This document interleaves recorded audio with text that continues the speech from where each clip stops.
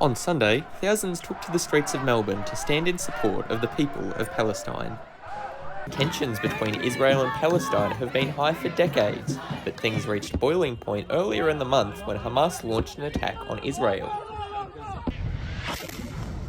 Israel quickly retaliated, and much of the Western world voiced its support. We've seen it described as Israel's 9/11.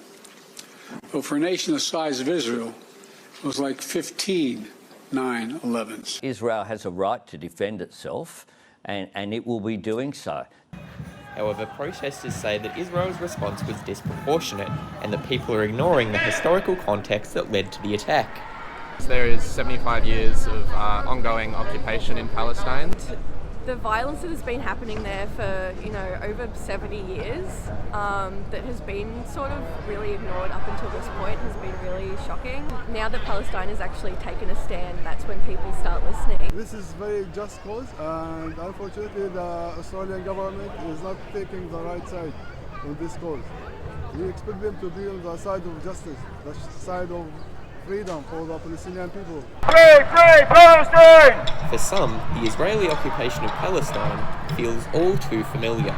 Australia took over the Australian land, the Aboriginal land, and those Zionist entities, they took over the Palestinian land. Always was, always will be Aboriginal land! Pretty much, both are thieves. This is what it is. This is why they're supporting each other. Among those in attendance was Greens leader Adam Bandt, who joined calls for an immediate ceasefire. One atrocity does not justify another. We mourn the 1,400 Israelis who've been killed, but 4,000 Palestinians have been killed. About 1,400 of those are children. And the death toll is going to rise if the invasion goes ahead.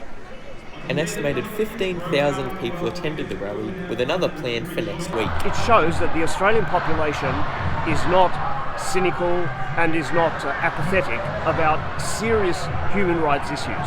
Israel is a mass murderer, and the United States is supporting them to the hilt, and now people are actually out here saying enough is enough.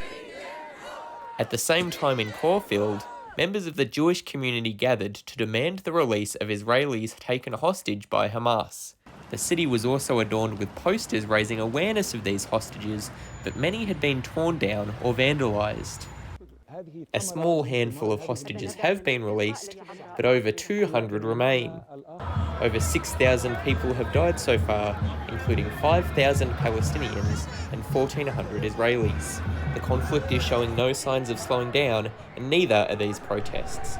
It seems it's only going to get harder for Australians to ignore the issue.